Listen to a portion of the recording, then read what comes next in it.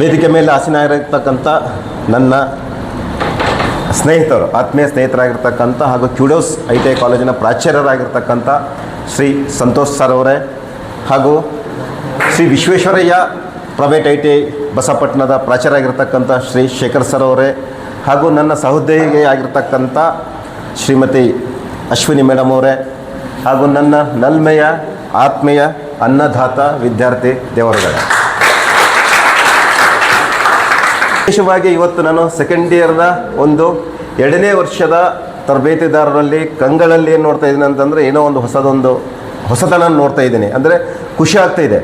ಒಂದು ರೀತಿಯಲ್ಲಿ ನಮ್ಮ ಕಾಲೇಜ್ ಬಿಟ್ಟು ಹೋಗ್ತಾರಂತಕ್ಕಂಥ ದುಃಖ ಒಂದು ಕಡೆ ಇದ್ದರೆ, ಒಂದು ಕಡೆ ಖುಷಿ ಆಗ್ತಿದೆ. ಏನು ಖುಷಿ ಆಗ್ತಿದೆ ಅಂತಂದರೆ, ತಮ್ಮ ಜೀವನವನ್ನು ರೂಪಿಸ್ಕೊಳ್ಳೋ ಸಲುವಾಗಿ ಏನು ಮಾಡ್ತಿದ್ರು ಅಂತ ನೀವು ನಿಮ್ಮ ಕಂಗಳಲ್ಲಿ ಏನೋ ಒಂಥರ ಏನಾಗ್ತದೆ ಹೊಸತನ ಕಾಣ್ತಾ ಇದೆ. ಏನು ಕಾಣ್ತಾ ಇದೆ ಅಂತಂದರೆ, ಏನು ಮುಂದೆ ಮಾಡ್ಬೇಕು ನಾವು ಜೀವನದಲ್ಲಿ, ಆಮೇಲೆ ನಾವು ಹೈಯರ್ ಎಜುಕೇಷನ್ ಹೋಗಬೇಕು, ಯಾವ ಕಾಲೇಜಿಗೆ ಹೋಗ್ಬೇಕು, ಏನು ಜಾಬ್ ಮಾಡಬೇಕು, ಏನು ಸೆಲ್ಫ್ ಎಂಪ್ಲಾಯ್ಮೆಂಟ್ ಮಾಡೋದು, ನೂರಾರು ಆಲೋಚನೆಗಳು ಏನಾಗ್ತಿದೆ ಅಂದರೆ ನಿಮ್ಮ ಕಂಗಳಲ್ಲಿ ಹೊಸ ಜೀವನ.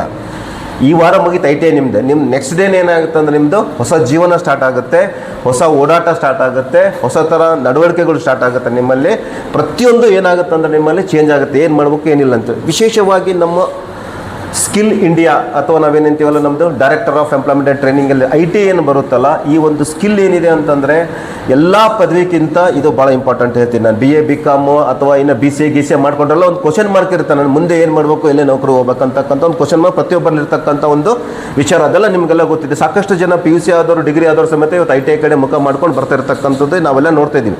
ಮನುಷ್ಯನಿಗೆ ಸ್ಕಿಲ್ ಅಂತಕ್ಕಂಥದ್ದು ಭಾಳ ಇಂಪಾರ್ಟೆಂಟ್ ಏನಿದೆ. ಯಾವುದೇ ಆಗಿರ್ಬೋದು, ಅದು ಎಲೆಕ್ಟ್ರಿಷಿಯನ್ ಆಗಿರ್ಬೋದು, ಫಿಟ್ಟರ್ ಆಗಿರ್ಬೋದು, ಅಥವಾ ಬೇರೆ ಯಾವುದೇ ಸ್ಕಿಲ್. ಯಾಕಂದ್ರೆ ಒಂದು ಮನುಷ್ಯನಲ್ಲಿ ಏನಿರುತ್ತೆ ಅಂದರೆ ಕಾನ್ಫಿಡೆನ್ಸ್ ಲೆವೆಲ್ ಇರುತ್ತೆ. ನಾನು ಏನಾದರೂ ಮಾಡ್ಕೊಂಡು ಬರ್ತೀನಿ ಅಂತಕ್ಕಂಥ ಕಾನ್ಫಿಡೆನ್ಸ್. ಬರೀ ನಾವಿಲ್ಲಿ ವಿದ್ಯೆ ತೊಗೊಂಡ್ರೆ ಏನಾಗುತ್ತೆ ಅಂದರೆ ನಮಗದು ಬರೀ ಪದವಿ ಡಿಗ್ರಿ ಸರ್ಟಿಫಿಕೇಟ್ ಇಟ್ಕೊಂಡು ಹೋದ್ರೆ ನಮಗೇನೋ ಜಾಬ್ ಸಿಗೋದಿಲ್ಲ. ಸ್ಕಿಲ್ ಇತ್ತಂದ್ರೆ ಎಲ್ಲೂ ಜಾಬ್ ಸಿಕ್ಕಿಲ್ಲ ಅಂತಂದ್ರೆ ಏನಿದೆ, ನಿಮಗೆ ಇಲ್ಲಿ ಸ್ವಂತ ಉದ್ಯೋಗ ಮಾಡ್ತಕ್ಕಂಥ ಒಂದು ಎಬಿಲಿಟಿ ಏನಾಗಿರುತ್ತೆ ಅಂದರೆ ನೀವು ಇಲ್ಲಿ ಕಲ್ತಿರ್ತೀರಿ. ಸೊ ಇಲ್ಲಿ ಬರೀ ಸ್ಕಿಲ್ ಕಲಿಸೋದೊಂದೇ ಇಂಪಾರ್ಟೆಂಟ್ ಅಲ್ಲ, ಜೀವನ ಪಾಠನೂ ಏನಾಗುತ್ತೆ ಅಂದರೆ ಒಂದು ಇನ್ಸ್ಟಿಟ್ಯೂಟಲ್ಲಿ ಕಲಿಬೇಕಾಗುತ್ತೆ. ಅದರಲ್ಲಿ ಮುಖ್ಯವಾಗಿ ಬರ್ತಕ್ಕಂಥದ್ದು ಯಾವುದು, ಶಿಸ್ತು.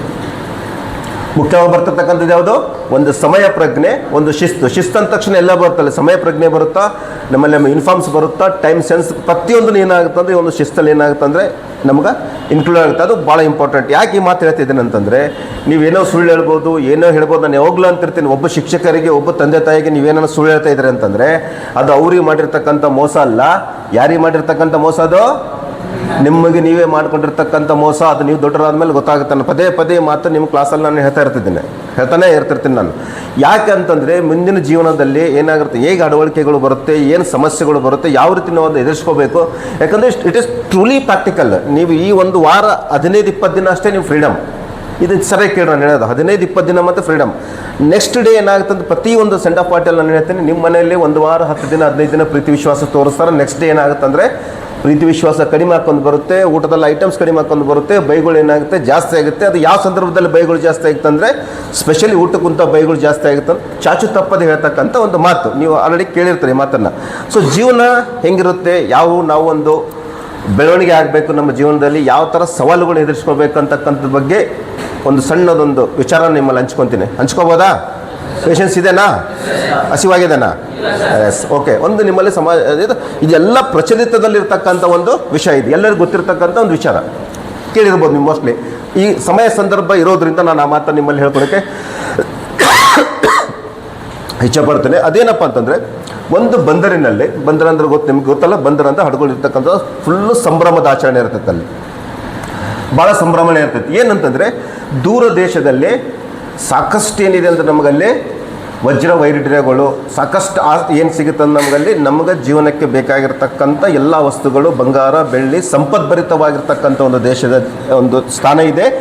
ಆ ಸ್ಥಾನದಲ್ಲಿ ಹೋಗಿ ನಾವೇನು ಮಾಡೋಕ್ಕಂತಂದರೆ ಅಲ್ಲಿಂದ ಸಾಮಾನು ತಂದು ನಾವು ಚೆನ್ನಾಗೋದ ಮುಖಾಂತರ ನಮ್ಮ ಊರನ್ನ ಉದ್ಧಾರ ಮಾಡ್ಬೇಕಂತ ಒಂದು ಕಾನ್ಸೆಪ್ಟಿಂದ 3 ಟೀಮ್ ರೆಡಿ ಆಗುತ್ತೆ. ಎಷ್ಟು ಟೀಮ್ ರೆಡಿ ಆಗುತ್ತೆ ಇಲ್ಲಿ? 3 ಟೀಮ್ ರೆಡಿ ಆಗುತ್ತೆ. 3 ಟೀಮ್ ರೆಡಿ ಆಗಿ ಅವತ್ತೆಲ್ಲರಿಗೂ ನಿಮ್ಗೆ ಹೆಂಗೆ ಸೆಂಡ್ ಆಫ್ ಕೊಡ್ತಾ ಇದ್ರಲ್ಲ ಇವತ್ತು ನಮ್ಮ ಕಾಲೇಜಲ್ಲಿ ಜೂನಿಯರ್ಸ್ ಮತ್ತು ಕಾಲೇಜ್ ಕಡೆ ಏನು ಸೆಂಡ್ ಆಫ್ ಆಗ್ತಾರಲ್ಲ, ಅದೇ ರೀತಿ ಸೆಂಡ್ ಆಫ್ ಏನಾಗುತ್ತೆ ಅಂತ ಬಂದರದಲ್ಲಿ ಜೋರಾಗಿ ಎಲ್ಲ ಸೆಲೆಬ್ರೇಷನ್ನು, ಊಟ ಗೀಟ ವ್ಯವಸ್ಥೆ ಎಲ್ಲ ಮಾಡಿರ್ತಾರೆ. ಅವಾಗ ಏನಾಗುತ್ತೆ ಅಂದರೆ 3 ಹಡಗದವ್ರಿಗೆ ಸೆಂಡ್ ಆಫ್ ಕೊಟ್ಟರೆ ಅದು ನೀವೇ ಅಂದ್ಕೊಳ್ರಿ. ಆ ಸೆಂಡ್ ಆಫ್ ಕೊಟ್ಟು ಹೋಗ್ತಾರೆ ಎಲ್ಲರೂ. ಎಲ್ಲರೂ ಖುಷಿಯಿಂದ ಹೋಗ್ತಾರೆ. ಏನು ದೂರ ದೇಶದಲ್ಲಿ ಇದೆ, ಅಲ್ಲೆಲ್ಲ ಸಂಪದ್ಭರಿತವಾದ ದೇಶ ಇದೆ, ಅಲ್ಲಿಂದೆಲ್ಲ ನಾವು ಸಂಪತ್ತು ಅಂತಂದು ನಾವು ಉದ್ಧಾರ ಆಗ್ಬೋದು ಅಂತೇಳಿ ಅವರು ಹೋಗ್ತಾರ. ಒಂದು 15-20 ದಿನ ಆಗಿರುತ್ತೆ. ಹಾಗೆ ತಾವು ಜರ್ನಿ ಮಾಡ್ತಾ ಸಮುದ್ರ ತಿಂಗಳಂಗಟ್ಲೆ ಹೋಗಬೇಕಾಗಿರುತ್ತೆ. ಗೊತ್ತಿರಲಾರ್ದಕ್ಕಂಥ ಒಂದು ಸ್ಥಾನ ಹುಡ್ಕೊಂಡು ಹೋಗ್ಬೇಕಾದ್ರೆ ಸ್ವಲ್ಪ ಚಾಲೆಂಜಸ್ ಏನಾಗಿರುತ್ತೆ ಅಂದ್ರೆ ಜಾಸ್ತಿ ಆಗುತ್ತೆ. ನಮ್ಮ ಜೀವನನ ಹಾಗೆ ಇರುತ್ತೆ, ಮುಂದೆ ಏನು ಮಾಡ್ತೀವಿ ಅಂತಕ್ಕಂಥದ್ದನ್ನು ಹುಡ್ಕೊಂಡು ಹೋಗ್ತಕ್ಕಂಥ ಒಂದು ಸನ್ನಿವೇಶ ಅಂತ ಅನ್ಕೋಬೋದೀವಿ. ಹೀಗೆ ಹೋಗಬೇಕಾದ್ರೆ ಒಂದು 15 ದಿನ ಹಡಗು ಹೋದ್ಮೇಲೆ ಸಿಕ್ಕಾಪಟ್ಟೆ ಬಿರುಗಾಳಿ ಬರುತ್ತೆ. ಯಾವ ಥರ ಬಿರುಗಾಳಿ ಬರುತ್ತೆ, ಆ ಸಮುದ್ರ ಅಲೆಗಳು ಹೇಳ್ತಾವ ಅಂತಂದರೆ ಸುತ್ತ ಕತ್ತಲಾಗುತ್ತೆ. ಯಾವ ದಿಕ್ಕಿಗಿದ್ದೀವಿ, ಎಲ್ಲಿದ್ದೀವಿ, ಏನಿದ್ದೀವಿ ಅಂತ ಯಾರಿಗೂ ಗೊತ್ತಾಗಲ್ಲ. ಕೆಲವೊಂದು ಜನ ಏನು ಅನ್ಕೊಂತಾರೆ ಅದರಂದ್ರೆ, ಸತ್ಯಪ್ಪ ನಾನು ವಾಪಸ್ ಹೋಗ್ಬಿಟ್ರೆ ಸಾಕು, ನನ್ನ ಜೀವನಕ್ಕೆ ಹೆಂಗಾದರೂ ಮಾಡಿ ನಾನು ವಾಪಸ್ ಹೋಗ್ಬಿಡೋಕೆ ನಾನು ಜೀವ ಉಳಿಸ್ಕೋಬೇಕಂತ ಏನು ಮಾಡ್ತಾರೆ ಅಂದರೆ, ಆ ಬಿರುಗಾಳಿ ಸ್ವಲ್ಪ ಕಡಿಮೆ ಆದ ತಕ್ಷಣ ಒಂದು ಟೀಮು, ಎಷ್ಟು ಟೀಮ್ ಆಗಿರ್ತಾವಲ್ಲಿ 3 ಟೀಮ್, ಒಂದು ಟೀಮ್ ಏನಾಗುತ್ತಾ ಬದುಕಿದ್ರೆ ಸಾಕಪ್ಪ ಬಡ ಜೀವ ಅಂತ ಏನು ಮಾಡುತ್ತಂದ್ರೆ ಸೀದಾ ಬಂದು ಅವ್ರ ಊರಿಗೆ ಏನು ಮಾಡುತ್ತಂದು ವಾಪಸ್ ಆಯ್ತಂದ್ರೆ ಇನ್ನು ಹಾದಿ ಎಷ್ಟಾಗಿದೆ 10% ರೀಚ್ ಆಗಿಲ್ಲ. ಅವಾಗ ಏನಾಗುತ್ತಾರೆ ಅವರು ವಾಪಸ್ ಬಂದುಬಿಡ್ತಾರೆ. ನೆಕ್ಸ್ಟ್ ಎಷ್ಟು ಉಳಿದವಲ್ಲಿ 2 ಹಡಗು ಉಳಿದವು, 2 ಟೀಮ್ ಉಳಿದವು. ಆ 2 ಟೀಮ್ ಏನು ಮಾಡ್ತಾವ ಅಂದ್ರೆ ತಮ್ಮ ಪ್ರಯಾಣನ ಬೆಳೆಸ್ಕೊಂತ ಹೋಗ್ತಾರೆ. 1 ತಿಂಗಳು ಹಾಗೆ ಪ್ರಯಾಣ ಬೆಳೆಸ್ತಾ 1-1.5 ತಿಂಗಳು ಪ್ರಯಾಣ ಬೆಳೆಸ್ತಾ ಹೋಗ್ತಾರೆ. ಅವರಿಗೂ ಸಮುದ್ರದಲ್ಲಿ ಓಡಾಡಿ ಬೇಜಾರಾಗಿರ್ತೈತೆ, ಸುಸ್ತಾದಂಗೆ ಆಗಿರ್ತೈತೆ. ನೋಡ್ತಾರೆ ಎಲ್ಲಿದೆ ಆ ದೇಶ, ಸಂಪದ್ಭರಿತವಾದ ದೇಶ ಎಲ್ಲಿದೆ ಅಂತಂದರೆ ಎಲ್ಲ ಅವ್ರಿಗೆ ಕಾಣಂಗಿಲ್ಲ. ಅಷ್ಟರ ಒಂದು ಖುಷಿದು ಏನಪ್ಪ ಒಂದು ದ್ವೀಪ ಕಾಣುತ್ತೆ. ಏನು ಕಾಣುತ್ತೆ? ದ್ವೀಪ ಅಂತಂದರೆ ಒಂದು ಐಲ್ಯಾಂಡ್, ಸಣ್ಣದೊಂದು ಪ್ರದೇಶ ಕಾಣುತ್ತೆ. ಅಲ್ಲಿ ಹೋಗ್ತಾರೆ. ಅಲ್ಲಿ ಹೋಗಿ ನೋಡ್ತಾರ, ಅಲ್ಲಿ ಸ್ವರ್ಗ ಏನಿದೆ, ಅಲ್ಲಿ ಸ್ವರ್ಗ ಅಂದರೆ ಏನು, ನಿಮಗೆ ಏನು ಬೇಕೆಲ್ಲ ಅಲ್ಲಿ ಒಳ್ಳೆ ಊಟ, ಒಳ್ಳೆ ಹೋಟೆಲ್ಸು, ಒಳ್ಳೆ XYZ ಮಾತಾಡಲಾರ್ತಕ್ಕಂಥ ವಿಚಾರಗಳು ಏನಿರ್ತಾವೆ ಅಂದ್ರೆ ಅಲ್ಲೆಲ್ಲ ಇರ್ತಾವೆಲ್ಲ. ಅಂದರೆ ಪಾನೀಯಗಳು ಅವೆಲ್ಲ ಏನಿರ್ತಾವೆ ಅಂತ ಅಲ್ಲಿರ್ತಾವೆ. ಅಲ್ಲಿ ಎಲ್ಲರೂ ಹೋಗಿ ಸ್ವಲ್ಪ ರೆಸ್ಟ್ ತೊಗೊಳ್ಳೋಣ ಅಂತ ಏನು ಮಾಡ್ತಾರೆ ಅಂತಂದ್ರೆ ಎಲ್ಲರೂ ಅಲ್ಲಿ ಹೋಗಿ ಎಂಜಾಯ್ ಮಾಡ್ತಾರೆ. ಜೂಜಾಟ ಇರುತ್ತಾ, ಡ್ಯಾನ್ಸ್ ಇರುತ್ತಾ, ಆಮೇಲೆ ಒಳ್ಳೆ ಊಟ ಸಿಗುತ್ತಿರುತ್ತಾ, ಎಲ್ಲರೂ ಏನು ಮಾಡ್ತಾರೆ ಅಂತಂದ್ರೆ ಎಂಜಾಯ್ ಮಾಡ್ಕೊತ ಆರಾಮ್ ಕುಡ್ಕೊತ ತಿನ್ಕೊತ ಆಟ ಆಡ್ಕೊತ ತಮ್ಮ ಏನು ಮಾಡ್ತಾರೆ ಅಂದರೆ ಲೈಫನ್ನ ರೆಸ್ಟ್ ತೊಗೊತಾರೆ. ಅದರಲ್ಲಿ ಒಂದು ಟೀಮ್ ಏನಾಗುತ್ತಂದರೆ 2 ವಾರ ಆದ ತಕ್ಷಣವೇ ರೆಸ್ಟ್ ತೊಗೊಂಡ ತಕ್ಷಣ ಸಾಕು, ನಮ್ಮ ಗುರಿ ಮುಂದಿದೆ ಅಂತ ಏನು ಮಾಡ್ತಾರೆ ಅಂತಂದು ಒಂದು ಟೀಮ್ ಏನಾಗುತ್ತಂದರೆ 2 ವಾರಗಳು ಕಳೆದ ನಂತರ ಏನು ಮಾಡ್ತಾರೆ ಅವ್ರು ಟೀಮ್ ಮುಂದಕ್ಕೆ ಪ್ರಯಾಣ ಬೆಳೆಸ್ಕೊಂತ ಹೋಗುತ್ತೆ. ಇಲ್ಲಿ ಇನ್ನೊಂದು ಟೀಮ್ ಏನಾಗುತ್ತಂದರೆ ಹಾಗೆ ಉಳ್ಕೊಂಡ್ಬಿಡುತ್ತೆ. ಅದು ಹಾಗೆ ಉಳ್ಕೊಂಡು ಅಲ್ಲೇ ಮೋಜು ಮಸ್ತಿ ಮಾಡ್ಕೊತಿರ್ಬೇಕಾದ್ರೆ ತಮ್ಮಲ್ಲಿರ್ತಕ್ಕಂಥ ಎಲ್ಲ ದ್ರವ್ಯಗಳು ಅಂದರೆ ಏನಾಗ್ತದೆ, ಧಾನ್ಯ ಏನು ಮಾಡುತ್ತೆ ಅಂದರೆ ರೊಕ್ಕಾಗಿಕ್ಕೆ ಎಲ್ಲ ಖಾಲಿ ಮಾಡ್ಕೊಂಡು ಬರ್ತಾರೆ. ಮುಂದೆ ಹೋಗೋಕೆ ಏನಾಗುತ್ತಂದ್ರೆ ಅವ್ರಿಗೆ ಆಗ್ತಕ್ಕಂಥದ್ದು ಆಗೋದಿಲ್ಲ. ಅವ್ರೇನು ಮಾಡ್ತಾರೆ ಅಂತಂದ್ರೆ ಸೀದಾ ವಾಪಸ್ ಮತ್ತೆ ತಮ್ಮ ಊರಿಗೆ ಬರ್ತಾರೆ.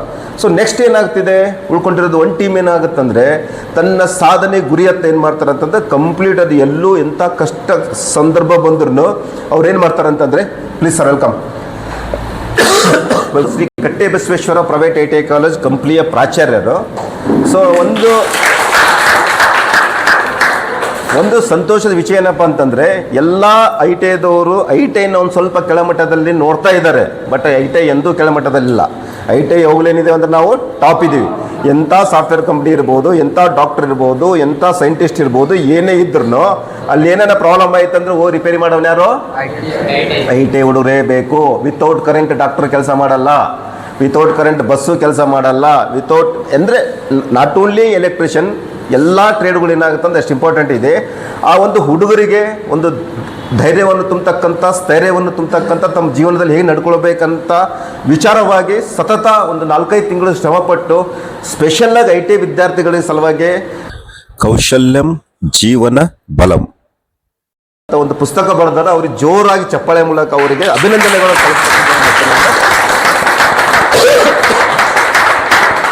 ಆ ಪುಸ್ತಕ ನೀವು ಓದಿದ್ರೆ ಸಾಕಷ್ಟು ಹುಡುಗರಿಗೆ ದಾರಿದೀಪ ಆಗ್ಬಹುದು. ಯಾಕಂದ್ರೆ ಈ ಸಂದರ್ಭ ನಾನು ಆಗಲೇ it is a most important ಏನಿದೆ ಅಂದರೆ ಟೈಮ್. ನಿಮಗೆ ನೀವು ಯಾವ ಥರ ಅದು ರಿಸೀವ್ ಮಾಡ್ಕೊಳ್ತಾರೋ ಅದು ನಿಮಗೆ ಬಿಟ್ಟಿರ್ತಕ್ಕಂಥದ್ದು, ಅದು ನಾವು ಏನೋ ನಿಮಗೆ ಹೇಳೋಕ್ಕಾಗಲ್ಲ. ಸೊ ಇದು ನಾನು ಅಲ್ಲಿಗೆ ನಿಂದ್ರಿಸಿದ್ದೆ.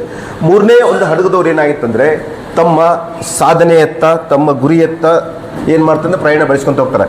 ಹಾಗೆ ಹೋಗ್ತಾ ಒಂದು ತಿಂಗಳ ತಕ್ಷಣ ಏನಾಗುತ್ತಂದರೆ ಅವ್ರಿಗೆ ಸಂಪದ್ಭರಿತವಾದಂಥ ಒಂದು ದೇಶ ಏನಾಗುತ್ತಂದ್ರೆ ಅವರಿಗೆ ಅಲ್ಲಿ ಸಿಗುತ್ತೆ.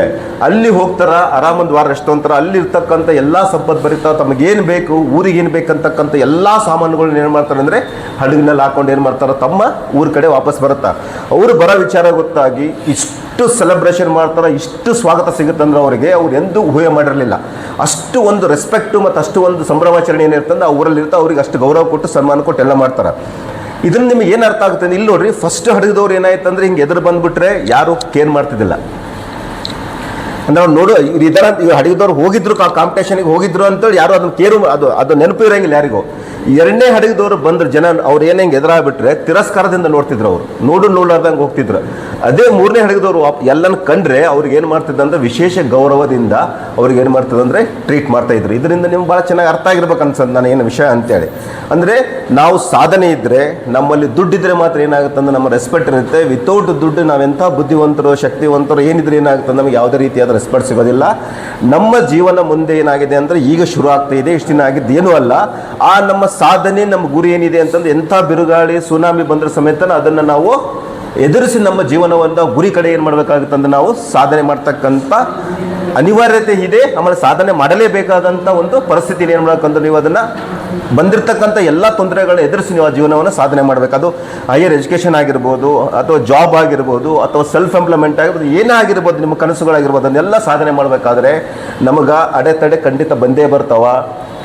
ಊಟಕ್ಕಿರಲ್ಲ ಒಂದೊಂದು ಟೈಮು, ಮಲ್ಕೊಳ್ಳೋಕೆ ರೂಮಲ್ಲಿ ಜಾಗ ಇರೋದಿಲ್ಲ ಜಾಬ್ಗೆ ಅಂತ ಹೋದಾಗ, ಅಥವಾ ಬಿಸ್ನೆಸ್ ಮಾಡೋಕ್ಕಾದ್ರೆ ದುಡ್ಡು ಇರೋಲ್ಲ, ಏನೋ ಸಾಕಷ್ಟು ಕಾರಣಗಳಿರ್ತಾವೆ. ಇವನ್ನೆಲ್ಲ ಎದುರಿಸ್ಕೊಂಡು ಹೋದಾಗ ಮಾತ್ರ ಏನಾಗುತ್ತೆ ಅಂದ್ರೆ ನಾವು ಸಾಧನೆಯತ್ತ ನಾವು ಸಾಕ್ತೀವಿ.